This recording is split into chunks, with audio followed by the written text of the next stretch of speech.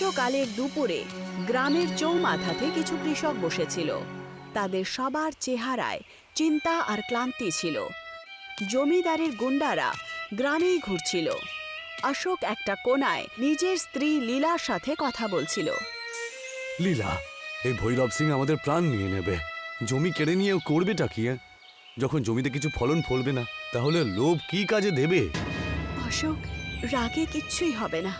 আমাদেরকে জমিন বাঁচানোর জন্য অন্য কোনো উপায় খুঁজতে হবে। এটা কিরকম উপায় লীলা? বৃষ্টি হয়নি, ফসল ফলেনি, আমাদের এই জমিনে আর কিচ্ছু বেঁচে নেই, বুঝেছ? এই গ্রামে থাকা মানে প্রাণকে ডেকে নিয়ে আসা। তক্ষুনি গ্রামের প্রধান রামদাস ওখানে চলে আসেন। অশোক, তুমি ঠিকই বলেছ, ভৈরব সিং গ্রামকে নরক করে দিয়েছে। কিন্তু বাবা, তোমার মতো লোকজন যদি হার মেনে নেয়, তাহলে এই গ্রামের কি হবে? প্রধান মশাই, আমি লড়াই করতে চাই, কিন্তু কিভাবে? আমার কাছে এখন আর কিছুই তো বেঁচে নেই। তোমার কাছে তোমার পরিশ্রম আর সাহস রয়েছে অশোক, এটা ভুলে যেও না। অশোক চুপ হয়ে যায়, কিন্তু তার চোখে প্রশ্ন আর রাগ পরিষ্কার দেখতে পাওয়া যায়। পরের দিন অশোক ক্লান্ত হয়ে জঙ্গলের কিনারায় বসেছিল। তার চেহারায় চিন্তার রেখা ছিল। হঠাৎ করে সে গাছের পেছন থেকে কারোর হাঁটার আওয়াজ শুনতে পায়। একজন বয়স্ক ব্যক্তি লাকড়ির লাঠি নিয়ে আস্তে আস্তে অশোকের কাছে আসে। কি হয়েছে বাবা, কি ভাবছো? আপনি কে? আর এই নিরিবিলি জায়গায় কি করছেন আপনি? আমি একজন ভবঘুরে, কিন্তু তোমার থেকে বেশি হারিয়ে যায়নি বটে। মনে হচ্ছে তুমি তোমার জীবন থেকে হার মেনে নিয়েছো। আরে হারে তো সেই, যার কাছে কিছু থাকেই না। আমার জমি নষ্ট হয়ে গেছে, আমার পরিবার না খেয়ে রয়েছে, আর জমিদার আমার সব কিছু কেড়ে নিয়েছে, তাই না? তাহলে হেরে যাওয়াই তো একমাত্র পথ। আরে যে হেরে যায় সে নয়, যে লড়ে সেই পৃথিবী বদলায়। তুমি কৃষক, আর কৃষকের হাতে পৃথিবী পাল্টে দেবার ক্ষমতা রয়েছে। হ্যাঁ, ক্ষমতা? আমার জমি শুকনো, ওটার কোনো ক্ষমতা নেই। তাহলে তার ক্ষমতা আমি দেব। এই নাও, এই 3টে বীজ নাও, নিজের জমিতে গিয়ে পুঁতে দাও। আর মনে রেখো, যেটা ফলবে সেটা তোমার ভাগ্য পাল্টে ফেলবে। বয়স্ক লোকটা 3টে ছোট্ট ছোট্ট বীজ অশোককে দিয়ে দেয়। এই বীজটাতে কি হবে? হ্যাঁ, এটা কোনো জাদু নাকি?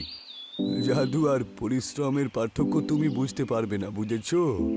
কিন্তু মনে রেখো, যেটা ঝলমল করে সেটাকে সামনে রাখাটা কিন্তু অতটা সহজ নয়।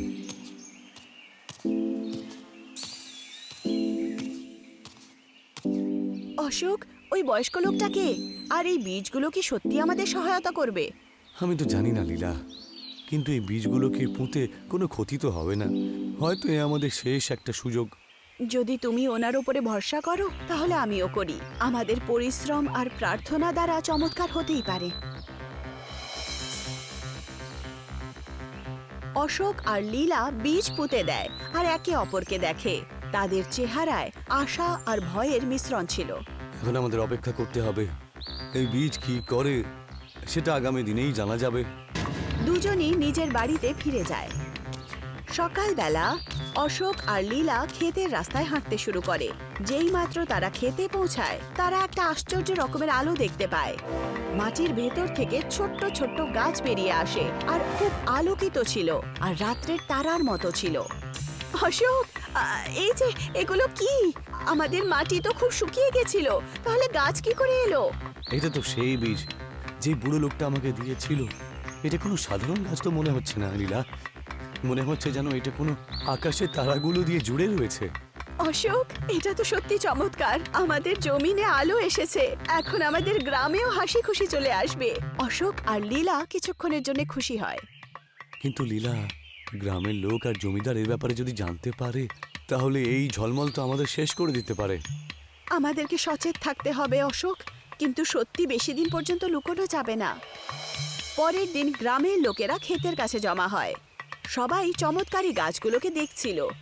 তাদের চোখে আশ্চর্য আর খুশি ছিল। কিন্তু ভিড়ের মাঝখানে জমিদারের একজন লোক এইসব দেখে। তখন সে দৌড়ে ভৈরব সিং এর কাছে চলে যায়। অশোক দাদা, এই গাছগুলো কোত্থেকে এলো? এ তো মনে হচ্ছে চমৎকারী। বাবা ভাই, এইটা ঈশ্বরের দান আর কি। আমি শুধু পরিশ্রম করেছি আর এটা ফলেছে আর কি। এই গাছ যদি আমাদের জমিতেও হয়, তাহলে আমাদের ভাগ্য পাল্টাতে পারে। অশোক, তোমার জমিতে আসার একটা আলো দেখা দিয়েছে, তবে তোমাকে সাবধান থাকতে হবে। জমিদারের কাছে এই খবর পৌঁছলে ও কিন্তু তোমার কাছ থেকে কেড়ে নেবে সব। অশোক কিছু বলতেই যাচ্ছিল, তক্ষুনি দূর থেকে ভৈরব সিং আর তার লোকেরা আসে। ভৈরব সিং নিজের লোকেদের সাথে খেতে পৌঁছায়। তার চেহারায় রাগ আর লোভের মিশ্রণ ছিল। উনি ক্ষেতের চমকদার গাছগুলো দেখেন। তাহলে এই হলো তোমার চমৎকার অশোক। আমার জমির মধ্যে এই জাদু ফলিয়ে তুমি আমার চোখের মধ্যে ধুলে দেওয়ার চেষ্টা করেছো। জমিদার বাবু, এই জমিটা আমার। আমি এটাকে নিজের রক্তে তৈরি করেছি। এই গাছগুলোর আপনার কোনো অধিকার নেই। তোমার জমি, তোমার সাহস কি করে হলো এই কথাটা বলা? না, এই পুরো গ্রাম আর সমস্ত জমি আমার, বুঝেছো? হ্যাঁ, এখন এই ঝলমলে গাছগুলো আমার। জমিদার সাহেব, ভগবানের আশীর্বাদ কোনো একজনের জন্য হয় না, কিন্তু এই গাছগুলো পরিশ্রম আর বিশ্বাসের ফল। চুপ করো তো, আমি যেটা বলবো সেটাই হবে। আজ থেকে এই জমি আমার। অশোক, তুমি যদি প্রতিবাদ করেছো তাহলে তার জন্য যা হবে সেটার জন্য তৈরি থেকে জানো। ভৈরব সিং নিজের লোকেদেরকে গাছগুলোকে তুলে ফেলার আদেশ দেন। অশোক আর লীলা মাঝখানে এসে আটকানোর চেষ্টা করে। গ্রামবাসীরা অশোকের সাথ দিতে এসেছিল, কিন্তু জমিদারের গুন্ডারা হাতিয়ার বার করে নেয়। জমিদার বাবু, এটা অন্যায়, কিন্তু গরিবদের জমি কেড়ে নিয়ে আপনি কোনো লাভ হবে না। এই আমি সোনা পাবো, বুঝতে পেরেছো? হ্যাঁ, এই গাছগুলো কোনো সাধারণ জিনিস নয়। এর ঝলমলন্দা দেখে আমি যে গয়নার গন্ধ পাচ্ছি।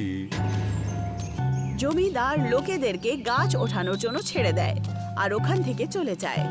অশোক আর লীলা খুব চিন্তায় পড়ে যায়।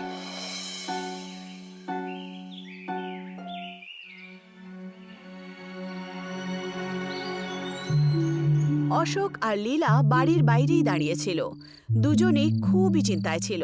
বয়স্ক ব্যক্তি আরও একবার তাদের সামনে প্রকট হন।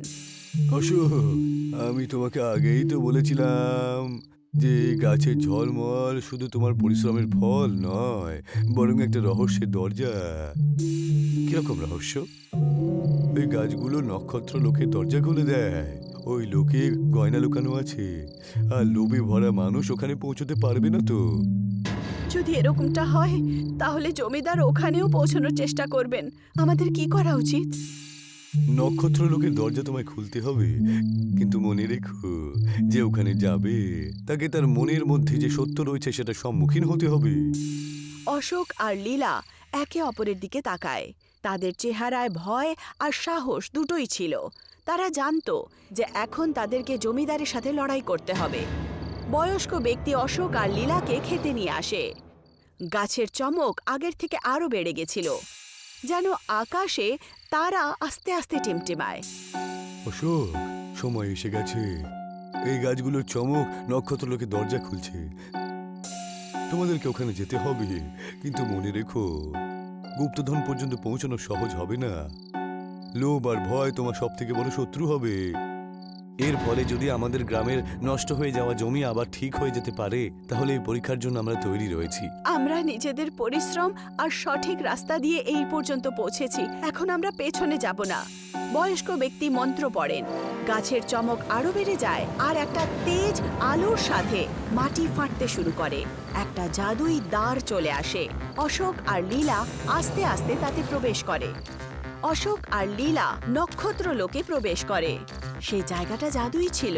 প্রত্যেক দিকে তারার চমক আর সোনার গাছ ছিল, আর মাঝখানে একটা পুকুরও ছিল, যার মধ্যে দিয়ে হালকা আলো বেরোচ্ছিল। পুকুরের কাছে একজন রক্ষক দাঁড়িয়েছিলেন। তার আকার বিশাল আর চমকদার ছিল।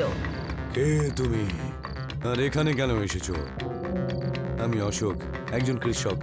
আমি এখানে অমৃত জল নিতে এসেছি, যাতে আমাদের গ্রামের নষ্ট হয়ে যাওয়া জমি ঠিক হতে পারে, যাতে গ্রামের লোকের খিদে মেটাতে পারি। অমৃত জল শুধু সেই পাবে যে নিঃস্বার্থ আর সত্যনিষ্ঠ হবে। লোভী মানুষ এই জল নষ্ট করে দেয়। তোমার মন কি একদম সততায় ভরা? আমরা নিজেদের পরিশ্রম দিয়ে এর চাষ করেছি। আমাদের উদ্দেশ্য শুধু গ্রামকে বাঁচানোর। রক্ষক হাসতে শুরু করে, কিন্তু তক্ষুনি নক্ষত্র লোকে জোরে আওয়াজ আসে। ভৈরব সিং আর তার লোকেরা জাদুই দ্বারের দ্বারা প্রবেশ করেছিল। তাহলে এই হলো সেই গুপ্তধন। অশোক, তুই মূর্খ। এই গুপ্তধন এখন আমার। এগুলো আমি সোনা আর রূপে পরিবর্তন করব। অমৃত জল লোভী মানুষদের জন্য নয়।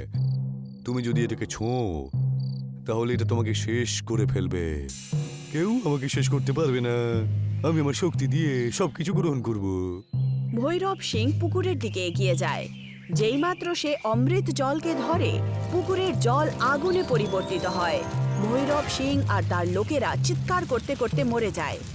অশোক আর লীলা ভয়ের চোটে সবকিছু দেখে। দেখলে তো, লোভের পরিণাম এরকমই হয়। আমরা দেখেছি আর বুঝতেও পেরেছি, কিন্তু আমাদের উদ্দেশ্য শুধুমাত্র গ্রামের লোকেদের উপকার করার জন্য। আমরা কি অমৃত জল পাবো? তুমি তোমার সততা নিঃস্বার্থতার একটা প্রমাণ দিয়েছো, আর এটা পাওয়ার অধিকার অর্জন করেছো। এই নাও। রক্ষক অশোককে একটা সোনালী কলসিতে অমৃত জল দেয়। অশোক আর লীলা আবার গ্রামে ফিরে আসে। তারা অমৃত জল নিজের জমিতে ছিটিয়ে দেয়। দেখতে দেখতে শুকনো জমিতে গাছ চলে আসে। খেতে ফসল দেখতে পাওয়া যায়। গ্রামের লোকেরা খুশিতে নাচতে শুরু করে। অশোক, তুমি আমাদের আশায় আলো ছড়িয়ে দিয়েছো। এখন এই গ্রাম সমৃদ্ধ হয়ে যাবে। এটা আমাদের পরিশ্রম আর সততার ফল। শুধু নিজের শক্তির উপর ভরসা রাখতে হতো। আর এটাও বোঝার ছিল যে লোভ করলে কিছুই পাওয়া যায় না, কিন্তু পরিশ্রম করলে সবকিছু পাওয়া যায়। গ্রামের লোকেরা অশোক আর লীলাকে ধন্যবাদ জানায়। গ্রামে প্রত্যেকেই খুশি ছিল। অশোক আর লীলা ফসলের কাছে পৌঁছায়। বয়স্ক লোকটা আরো একবার তাদের কাছে আসেন। আপনি কে বাবা, আর আপনি কেন সাহায্য করেছিলেন? অশোক, আমি নক্ষত্র লোকের রক্ষাকর্তা।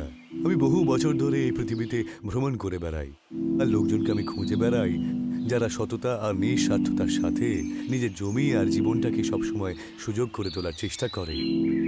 আমাদেরকে কেন নির্ণয় করলেন? কারণ আমি তোমাদের পরিশ্রম আর সততাকে দেখতে পেয়েছিলাম তো। তোমাদের মতন মানুষই তো অমৃত আর নক্ষত্র লোকের শক্তি সঠিক ব্যবহার করতে পারে।